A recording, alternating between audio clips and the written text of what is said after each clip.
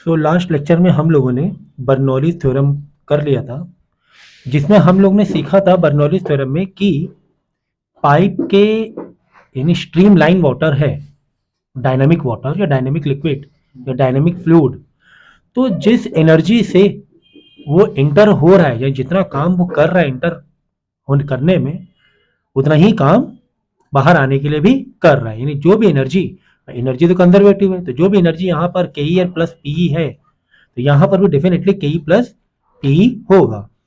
तो work done का मतलब ही क्या होता है? वर्क डन मतलब change in all energy, change in K E plus change in P. तो हमने यहाँ से चेंज के ई एंड चेंज पी निकाल लिया था, ठीक है ना। उसके बाद वर्क डन हम लोगों ने यहाँ से नेट वर्क डन निकाल लिया था कि नेट वर्क डन कितना हुआ, change in K E plus change in P. तो इससे पहले नेट वर्क डन का एक तरफ का वन साइड की इक्वेशन हमने यहाँ पर डिराइव कर लिया था कि जहाँ पाइप के दोनों एंड के और डेरिवेशन कर लिया था हम लोगों ने, ठीक है ना।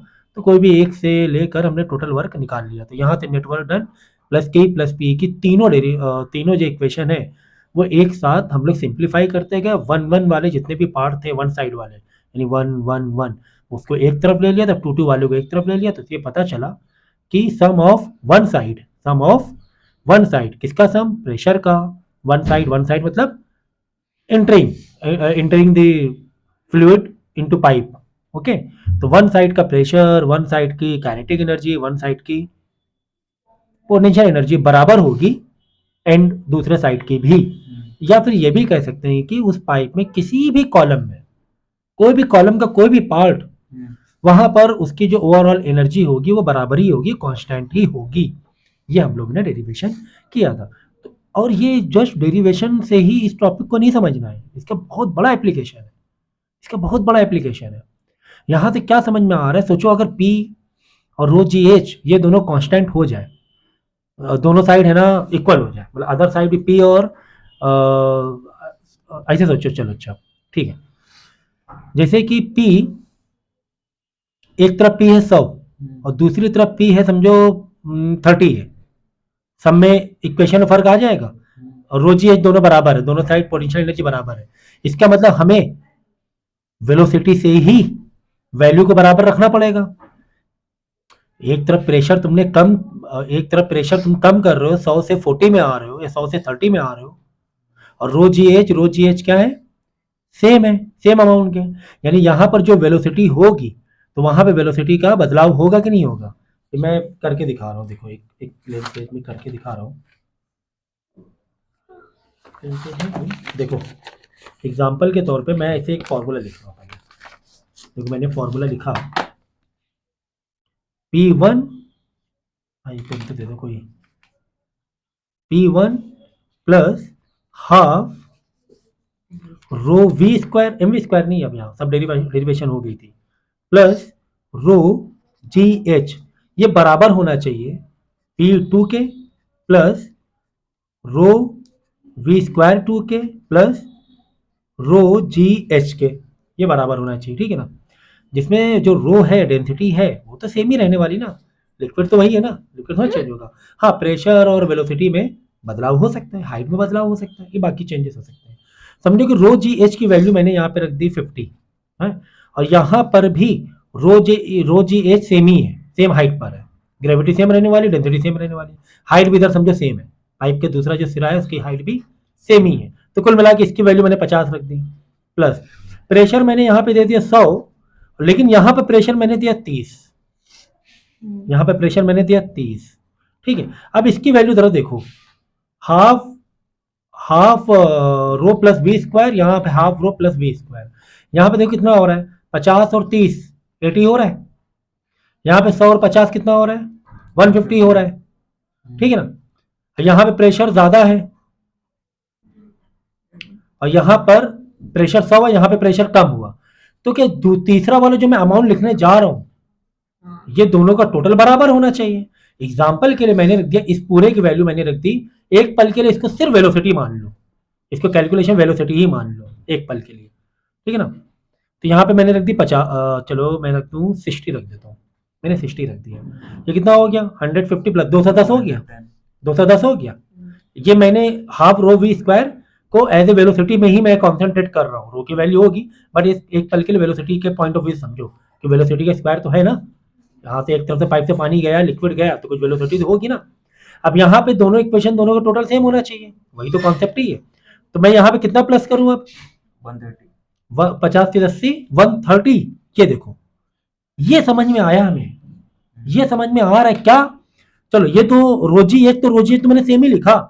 यहाँ पे जब मैंने प्रेशर यहाँ से और यहाँ से प्रेशर कम हुआ, जब यहाँ पे प्रेशर कम हुआ तो मुझे यहाँ पर वेलोसिटी क्या करनी पड़ गई? बढ़ानी पड़ गई। कुल मिला के बाद ये हुई, कुल मिला के बाद क्या हुई? ये हुई कि अगर मैं प्रेशर कम कर रहा हूं, अगर मैं प्रेशर कम कर रहा हूं तो वेलोसिटी से मुझे एडजस्टमेंट करना पड़ रहा है, वेलोसिटी बढ़ रही है। अगर रो जी एच का अमाउंट भी सेम है, तो इन दोनों से मैंने खेल किया, इसके प्रेशर से एंड रो वी स्क्वायर से। तो ये हमें एक रिलेशन समझ में आ रहा है कि जहां पर वेलोसिटी ज्यादा होगी वहां पे प्रेशर कम होगा। ये चीज समझाने की कोशिश कर रहे हैं। अगर वेलोसिटी तुम्हारी बढ़ रही है, फ्लूइड की वेलोसिटी बढ़ रही है, तो प्रेशर तुम्हें कम करना पड़ेगा। अगर रोजी एच को कांस्टेंट कर लो, दोनों साइड रोजी एच सेम है, पोटेंशियल सेम है दोनों साइड, ये मान लो अगर, तो ये समझ में आता है कि प्रेशर कम करने से वेलोसिटी बढ़ी जा रही है। इसका मतलब ये हुआ कि अगर एक पाइप है कुछ इस तरीके से और फ्लो कुछ इस तरीके से है, ठीक है ना, पाइप एक पल के लिए हॉरिजॉन्टल ले लेना, चलो हॉरिजॉन्टल मैंने कर दिया कि हाईलाइट सेम है, ठीक है ना। तो होगा क्या? होगा ये कि अगर यहां पर प्रेशर कम है तो यहां की वेलोसिटी क्या हो जाएगी? ज्यादा हो जाएगी। इसको आप इस कॉन्सेप्ट से ना समझो, तो अच्छा मैं समझा रहा हूं। एग्जाम्पल के तौर पे अक्सर हम लोगों को अगर प्लेटफॉर्म, आप लोग रेलवे प्लेटफॉर्म से गए होंगे, अक्सर हम लोगों को बोला जाता है कि प्लेटफॉर्म जहाँ से ट्रेन निकल रही है तो वहाँ से हमें क्या बोला जाता है? थोड़ा सा दूर रुकने के लिए बोला जाता है ना। एक येलो लाइन भी बनी होती है, एक येलो लाइन बनी होती है। अगर आप लोग को थोड़ा बहुत रेलवेज का मालूम हो तो एक लाइन भी बनी होती है प्लेटफॉर्म की, कि पीछे की कम से कम 1 मीटर पीछे रहना है, ट्रेन निकलने वाली है, फास्ट ट्रेन निकलने वाली है, अगर ट्रेन स्टॉप नहीं है तो इसे प्लेटफॉर्म ये बना होता है, ठीक है ना, इसे प्लेटफॉर्म बना हुआ है, ठीक है ना। ये दोनों साइड समझो प्लेटफॉर्म है, समझो यहाँ पे ट्रेन को ऐसे क्रॉस होना है समझो। तो एक और लाइन देखो बनी रही थी, बोलते हैं कि क्या बोला जाता है कि बस इधर पे नहीं खड़े होना है, जबकि ट्रेन इधर थोड़ी ना आ रही है, ये प्लेटफॉर्म ही है, ट्रेन की तो बाउंड्री यहाँ तक की है, ट्रेन को यहाँ तो नहीं आ रही है। फिर भी हमको क्या बोला जाता है कि इस येलो लाइन से यानी कम से कम 1 मीटर 1.5 मीटर, लगभग 1 मीटर से ऊपर ही होता है, 1 मीटर से ऊपर ही होता है कि इतनी दूर रहना है खड़े होकर, पास में उधर तक नहीं रहना है। अक्सर कोई ट्रेन नहीं रुकने वाली होती है, ट्रेन को जस्ट पासिंग करना होता है। अगर हमें नहीं भी उस ट्रेन में बैठना है, पासिंग होती है ट्रेन की, काफ़ी फास्ट और ट्रेन निकलती है, तो हमको बोला जाता है कि दूर रहो। क्यों मालूम है? अगर आप एक पर्टिकुलर उतने क्लोज आप चले जाओगे ना, तो आप मालूम है क्या होगा? एक बहुत बड़ा रिस्क होता है, एक इतना बड़ा रिस्क होता है कि आपको ट्रेन खींच लेगी। हाँ, एयर की वजह से। हाँ ऐसा होता है। नहीं, एयर की वजह से नहीं, सुनो क्यों होता है। होता है क्या मालूम है? जब यहाँ से ट्रेन निकल रही होती है तो अपोजिट डायरेक्शन में एयर की जो वेलोसिटी होती है, एयर की वेलोसिटी होती है वो बहुत ज्यादा होती है, होती कि नहीं होती? तेज निकलती है, देखो ट्रेन क्योंकि हवा को चिरते हुए निकलती है एक तरीके से, तो काफी तेज एयर है ना, एयर की वेलोसिटी होती है काफी तेज। मतलब एयर को कह रहे हैं फ्लूइड, कि फ्लूइड में इस यहाँ पर जो फ्लूइड है, अगर पीछे पीछे जाओगे, यहाँ पर जो फ्लूइड है, जो ट्रेन के बिल्कुल पास में जो फ्लूइड है, उसकी वेलोसिटी बहुत ज्यादा है। और अभी मैंने समझाया कि वेलोसिटी ज्यादा रहेगी तो प्रेशर क्या होगा? सब पजल हो गया बिल्कुल। प्रेशर क्या होगा? कम होगा। ये मैंने अभी समझाया। या फिर ये कह लें कि वेलोसिटी ज्यादा होना, प्रेशर कम होना। तो कुल मिलाकर प्लेटफॉर्म के पास से जो ट्रेन निकल रही है, उस रीजन का इस रीजन में प्रेशर बहुत कम हो गया है, प्रेशर बहुत कम हो गया, क्योंकि यहाँ पे फ्लूइड की वेलोसिटी बहुत ज्यादा है। और हमेशा याद रखना, हमेशा जो ज्यादा, जो जहां पर ज्यादा, अब यहाँ पे प्रेशर कम हो गया इस रीजन में, हमारे पीठ के पीछे यानी हम जहाँ पे खड़े वहां का तो प्रेशर बहुत ज्यादा है, तो ज्यादा प्रेशर कम प्रेशर तरफ धक्का नहीं मारेगा। हमको लगता है एयर खींच रही है, Yes, sir. नहीं ऐसा नहीं होता है एक्चुअली में। हम प्रेशर के डिफरेंस में आ जाते हैं, यहाँ प्रेशर ज्यादा इधर प्रेशर कम, प्रेशर हमेशा ज्यादा से कम की तरफ ही तो जाएगा, एडजस्ट करेगा। ये पीछे का जो प्रेशर होता है वो हमको पुश कर देगा आगे की तरफ, ये हमको पुश कर देगा। बहुत मतलब कहाँ का एप्लीकेशन बता, हजारों एप्लीकेशन है ऐसे। एरोप्लेन जो लिफ्ट होता है, एरोप्लेन जो लिफ्ट होता है उसका भी यही रीजन है, Yes, sir. Bernoulli. Bernoulli theorem. किसके जो विंग्स बनाए होते हैं वो कुछ इस तरीके से बनाए होते हैं। तो यहाँ पर क्या होगा, हवा को ये उठा होने की वजह से हवा यहाँ पे ज्यादा, हवा को एक तरीके से चीरेगा कह लो, ठीक है ना, मतलब वेलोसिटी हवा को काटता हुआ जाएगा ज्यादा, क्योंकि यहाँ पे थोड़ा सा कर्व है, ये तो बिल्कुल स्ट्रेट है, यहाँ पे इतनी हवा, अब जैसे पेन है, पेन ऐसे चला आ रहा है, हवा को ज्यादा वो काट रहेगा नहीं। अगर यहीं पर ये पेज है समझो थोड़ा सा एक यू नो एक विद है, एक विद है, तब हम ऐसे ले जाएंगे, ये देखो आपको एयर लग भी रही होगी, है ना, तभी पंखे में देखो कुछ थोड़ा सा फैला हुआ रहता है, तो ये थोड़ा सा फैला हुआ है कि हवा को ज्यादा वो काटे, हवा को जितना काटेगा वहां की एयर जो होगी हाई वेलोसिटी हो जाएगी। जब हाई वेलोसिटी हो जाएगी तो वहां पे प्रेशर लो हो जाएगा, इधर का प्रेशर ज्यादा, कंपेरेटिवली नीचे का प्रेशर ज्यादा, ऊपर का प्रेशर कम, नीचे का प्रेशर ऊपर धक्का मार देगा, अब ये लिफ्ट हो जाएगा। और भी बहुत सारे रीजन है। इवन हम लोग जो देखो स्प्रे गन यूज करते हैं, हमको क्या लगता है मालूम है, हमको ऐसा लगता है, बचपन में तो मुझे भी तो यही लगता था कि जो मशीन है स्प्रे वाली वो हवा इसको है ना, मतलब नीचे से कुछ हवा पुश कर रही होगी और ऐसे करके निकाल रही स्प्रे को, हवा पुश करके। ऐसा होता ही नहीं एक्चुअली में, कुछ कांटेक्ट ही नहीं होता क्या मालूम है, हम लोग क्या करते हैं, यहाँ पर जो पंप लगाए या कोई मशीन है आपकी, यहाँ की एयर फ्लूइड की वेलोसिटी को बढ़ा देते हैं, इधर हम टच ही नहीं कर रहे हैं। हमको क्या लगता है कि इधर से एयर जाएगी, हवा उसको पानी को धक्का देगी और पानी को निकालेगी फ्लूइड को, ऐसा कुछ नहीं होता है, कुछ भी नहीं होता है। क्या मालूम है, यहाँ पर फ्लूइड को तेज कर दिया जाता है, एयर को हाई वेलोसिटी दी जाती है, बस यहाँ का प्रेशर ज्यादा, यहाँ का प्रेशर कम हो जाता है, अपने आप पानी लिफ्ट हो जाता है। और जहाँ पानी लिफ्ट होगा अब जाके एयर का पुश, अब जाके एयर का पुश लगेगा, तो एयर यहाँ से निकल रही ना, जब पानी ऊपर लिफ्ट होगा ना तब एयर का पुश लगेगा और एयर के थ्रू फिर वो हाई स्प्रे बनेगा, ठीक है ना। जो पानी जो लिफ्ट हो रहा है वो तो सिर्फ प्रेशर की वजह से ही लिफ्ट हो रहा है, प्रेशर का डिफरेंस की वजह से ही लिफ्ट हो रहा है। तो मैंने सिर्फ इतना नहीं बताया क्या कि प्रेशर कम ज्यादा की वजह से क्या हो रहा है, मैंने यहाँ पर एक पूरा ये भी करके दिखाया है, वो जो इक्वेशन थी बर्नौली थ्योरम की, एक इक्वेट करके दिखाया कि किस तरीके से यहाँ का कैलकुलेशन को यहाँ कैलकुलेशन बराबर करना है, 210 तो अगर इसको अगर हम कांस्टेंट मान लें 50-50, प्रेशर में डिफरेंस कर दें तो वेलोसिटी में डिफरेंस करना पड़ेगा to make it total equal. तो यहाँ पे अगर 60 कर डेफिनेटली यहाँ बनाना पड़ ही जाएगा, पक्की बात है, ठीक है ना। अच्छा, अक्सर हम लोग देखते हैं कि आंधी तूफान आता है और अक्सर हम लोग गांव में देखते हैं कि ये टीन उड़ गई, ये तो नहीं होगा, पेपर में भी क्या ऊपर खपरेला क्या बोलते हैं, ऊपर की छत जो होती है ना टीन इनकी बनी होती है, बोलते हैं हवा से उड़ गई, आंधी आई तूफान आया उड़ गई हवा से, या टंकी अंकी ऊपर जो भी चीजें रखी हुई अक्सर कपड़े वपड़े उड़ गए। तो एक्चुअली वो हवा पुश करके नहीं ले जाती कि हवा ऐसे घर के अंदर जाए फिर हवा ऐसे पुश करे, आप पूरा बंद कर लो चारों तरफ तो भी देखो टीन अगर होगी सही मजबूती से नहीं लोगे उड़ जाएगी हवा में अगर आंधी आई। तो उसकी वजह भी यही होती है क्या कि ऊपर का जो एयर है हाई वेलोसिटी, आंधी आ रही है, बहुत कम प्रेशर जो हो गया ऊपर का, और नीचे आप नॉर्मल प्रेशर है, कंपेरेटिवली कम ज्यादा प्रेशर है, नीचे का ज्यादा ऊपर कम, तो नीचे का प्रेशर धक्का दे देगा ऊपर के टीम को। बात समझ में आई, ये थी कहानी।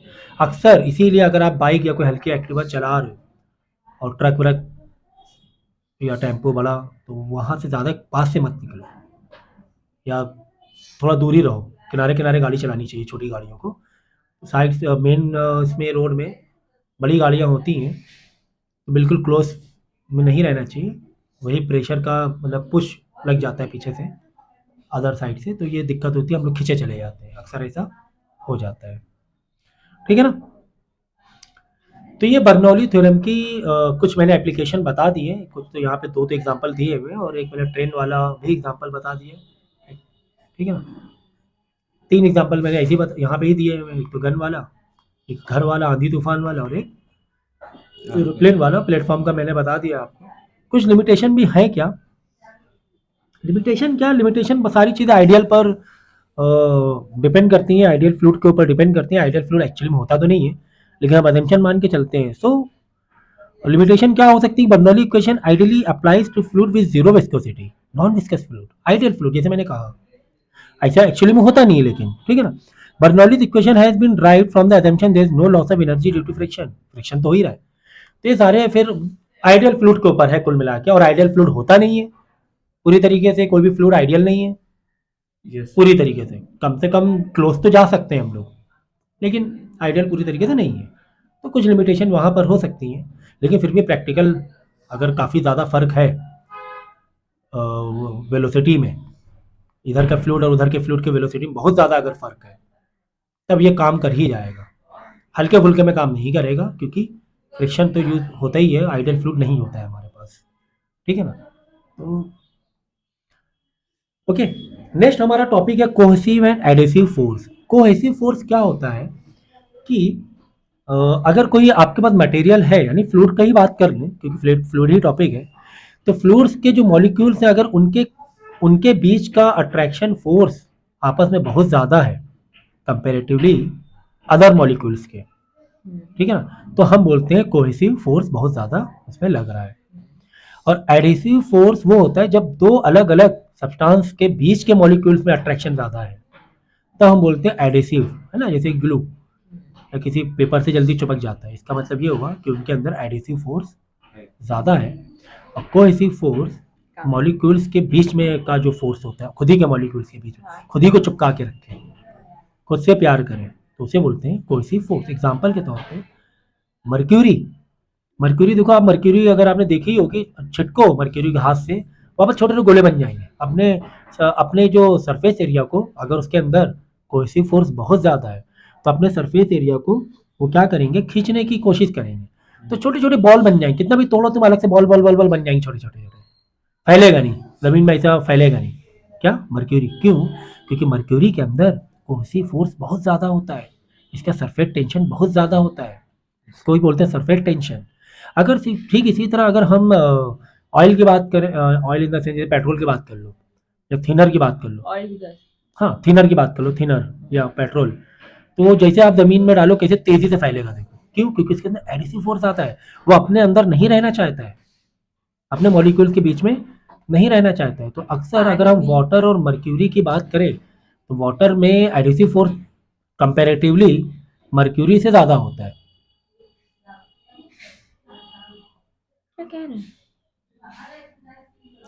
कंपैरेटिवली, एक मिनट पॉज करें। ठीक है। एग्जाम्पल के तौर पे एक एक्सपेरिमेंट हमने किया, वाटर एक पाइप में, कैपिलरी ट्यूब में वाटर आप देख रहे हो थोड़ा सा राइस जैसा दिख रहा है। क्यों राइस दिख रहा है? क्योंकि एटमॉस्फेरिक प्रेशर लग रहा होगा। लेकिन साथ ही में मर्क्यूरी में हम देख रहे हैं कि राइस नहीं हो रहा, और अगर आप ठीक से देखो नीचे थोड़ा सा डार्क दिख रहा है, वो नीचे ही जा रहा है उल्टा। तो इसके पीछे का रीज़न क्या है? इसके पीछे का रीज़न ये है कि मर्क्यूरी में कोहेसिव फोर्स बहुत ज़्यादा है कंपेरेटिवली एडिसिव, ठीक है ना।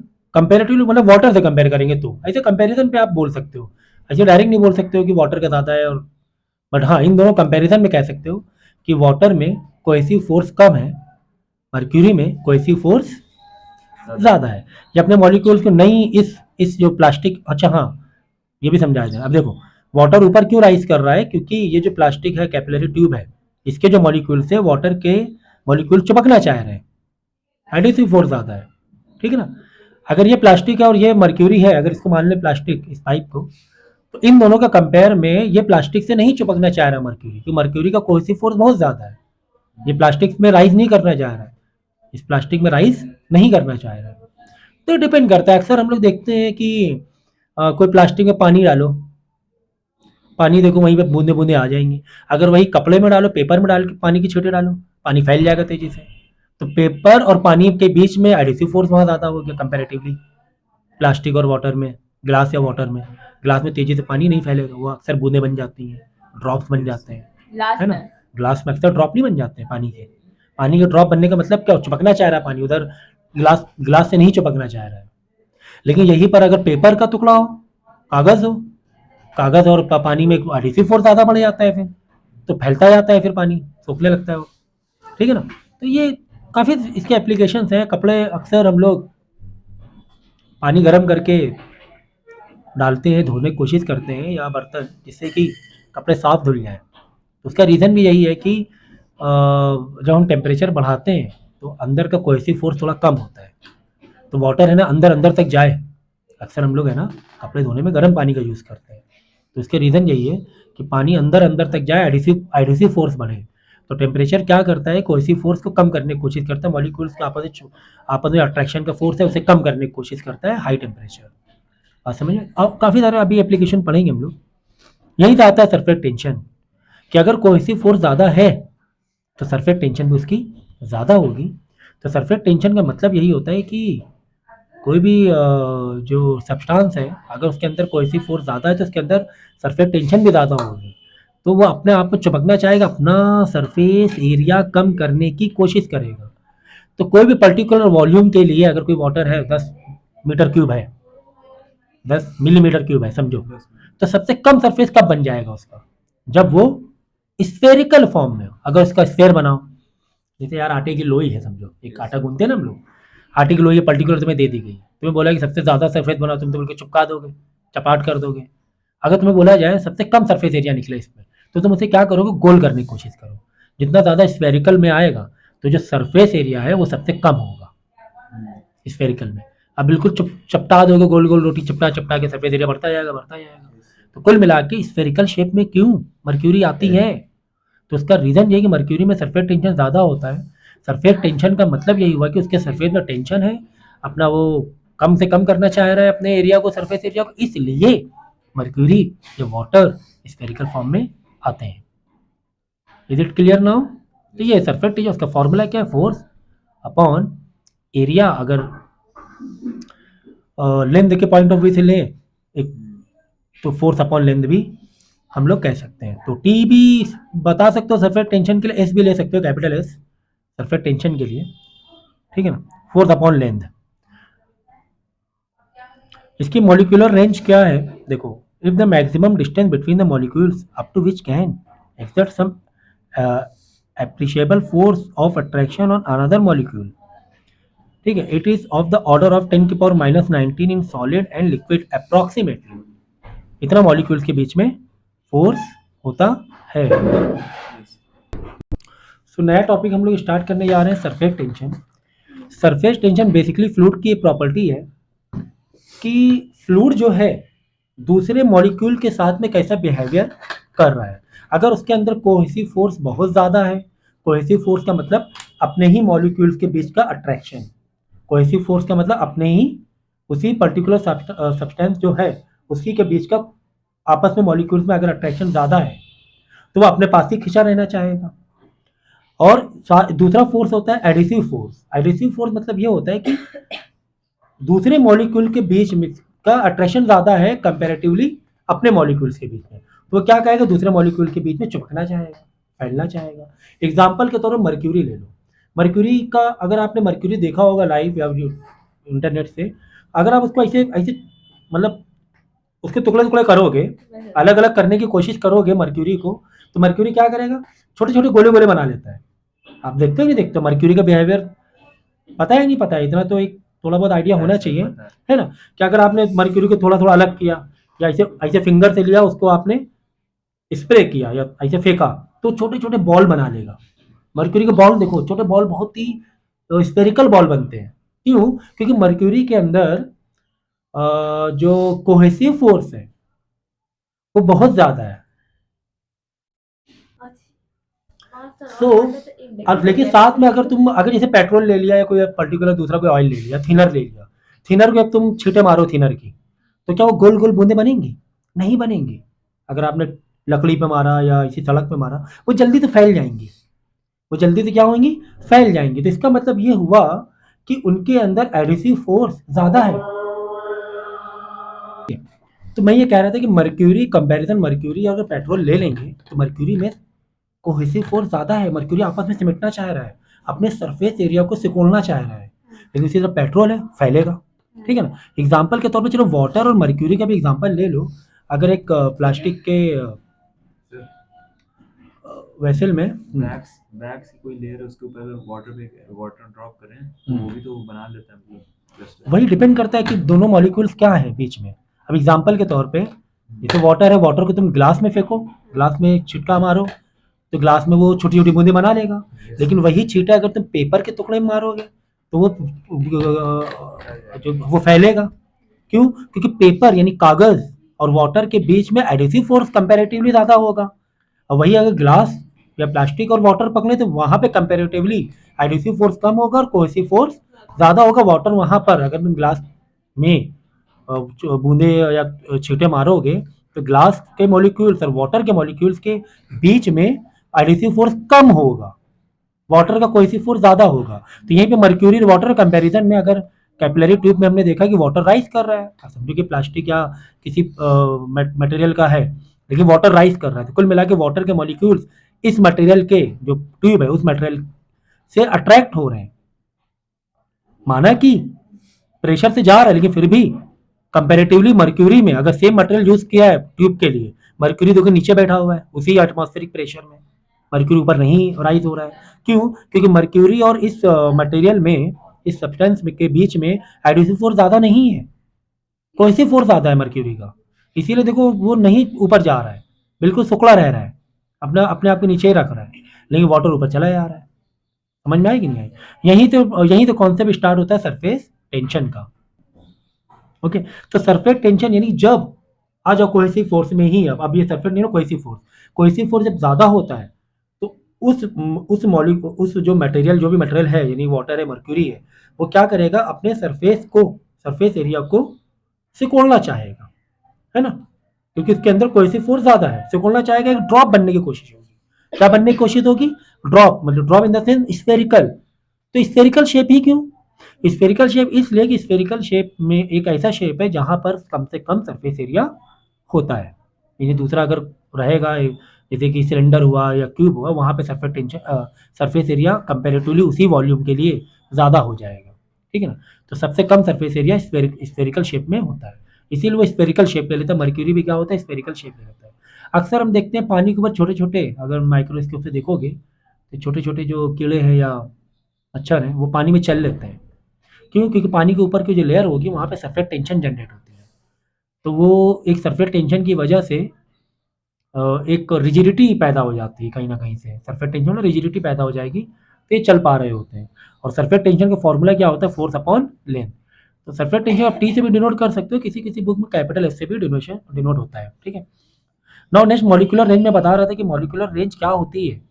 अगर हम बात करें सरफेस टेंशन में मॉलिक्यूलर अट्रैक्शन की, तो अप्रॉक्सीमेटली 10⁹ इस ऑर्डर में फोर्स का जो अट्रैक्शन होता है, इस ऑर्डर में सॉलिड एंड लिक्विड में कम, मतलब बढ़ता जाता है। अगर लिक्विड टू सॉलिड की बात करेंगे, सॉलिड में डेफिनेटली बढ़ेगा फोर्स ऑफ अट्रैक्शन, तभी तो सॉलिड है, तभी तो वो।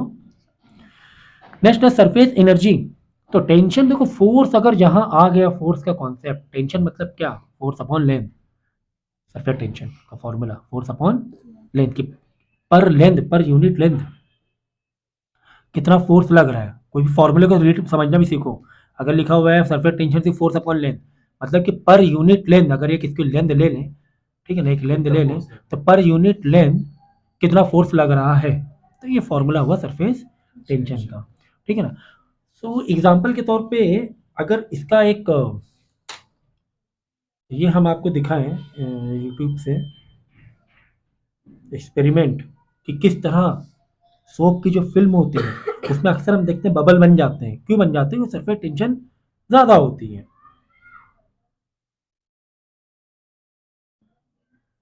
क्या कर रही हो भैया?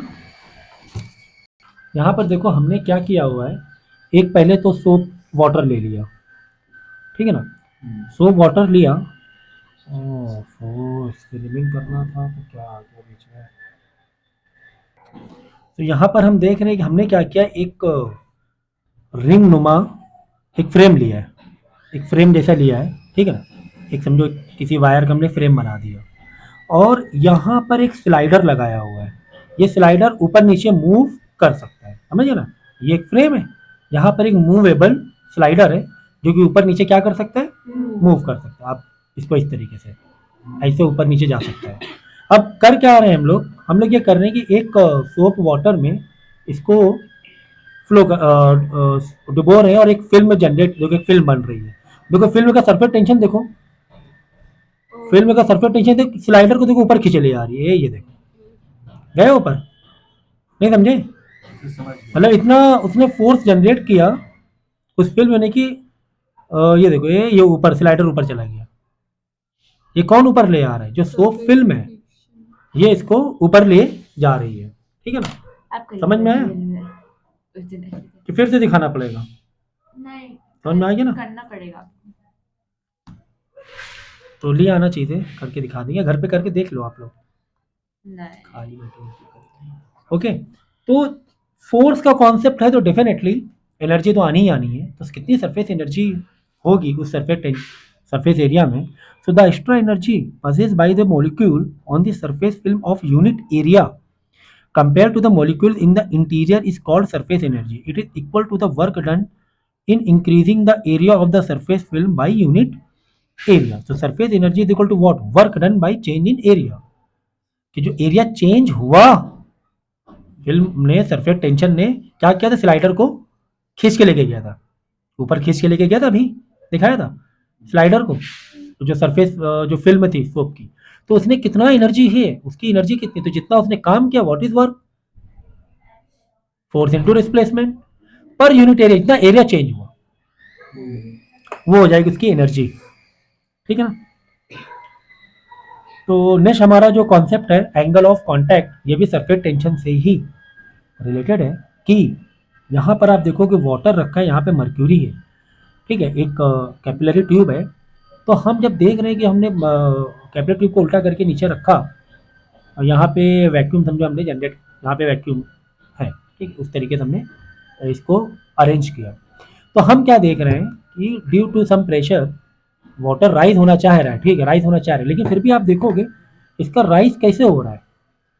पानी है ना ऐसे साइड से ऊपर खींच रहा है, ठीक है, ये एटमॉस्फेरिक प्रेशर की वजह से भी राइज हुआ होगा, वो मान रहे हैं। लेकिन जब इसका आप क्लोजअप आप देखोगे तो वाटर का शेप देखो कैसा हो रहा है, कुछ इस तरीके से। ऐसा लग रहा है कि जो भी इसका मटेरियल है, अदर जो मॉलिक्यूल्स हैं वाटर के मॉलिक्यूल्स अट्रैक्ट हो रहे हैं, इस कैपिलरी ट्यूब के मॉलिक्यूल से वाटर के मॉलिक्यूल क्या हो रहे हैं?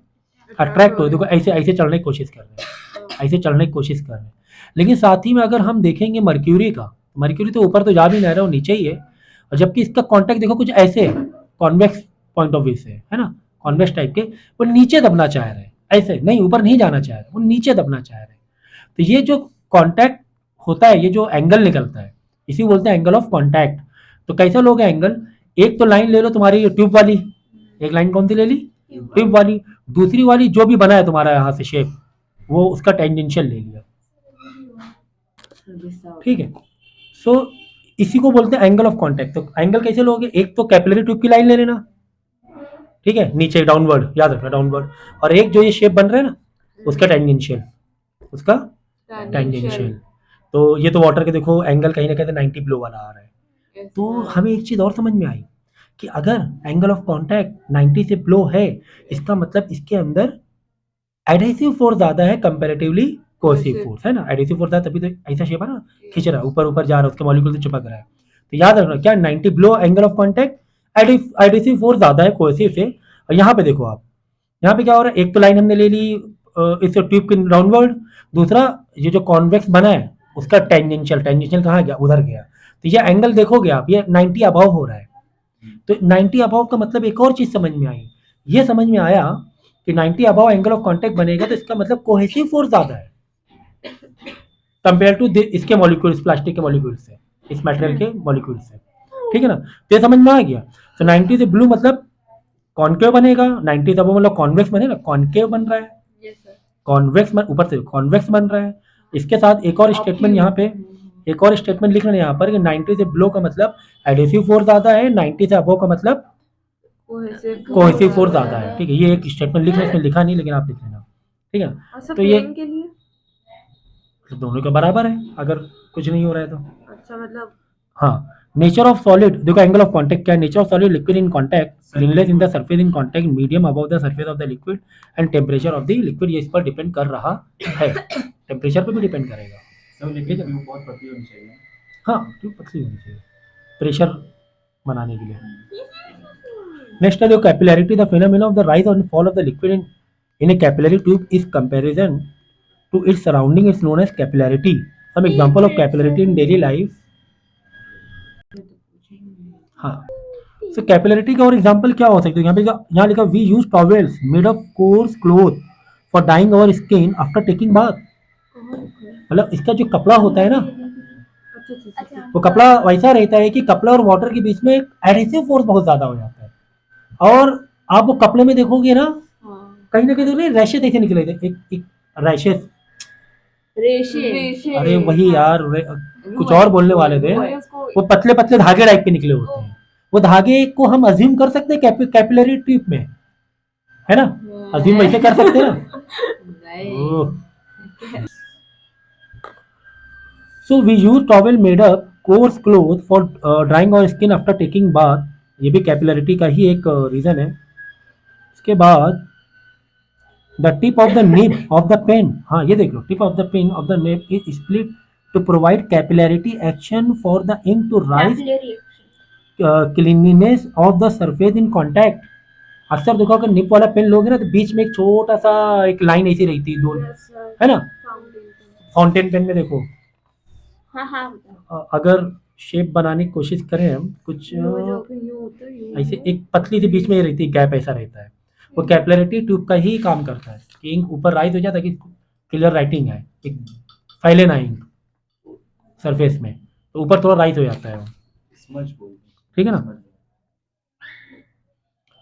So rise liquid in capillary tube at action formula. The action formula shows the height of the height in which the liquid rise in capillary tube. तो इसका एक फॉर्मूला होता है कि कितना राइज हुआ, ठीक है ना?